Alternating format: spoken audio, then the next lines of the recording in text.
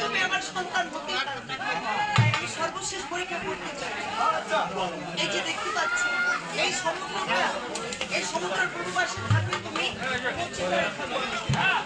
আমি একটি স্বর্ণের আমার গায়ে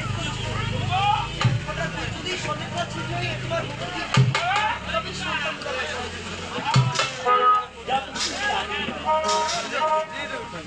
আরে বাচ্চা, তাই তো মায়ের দ্বিতীয় পরীক্ষা, তার মানে শেষ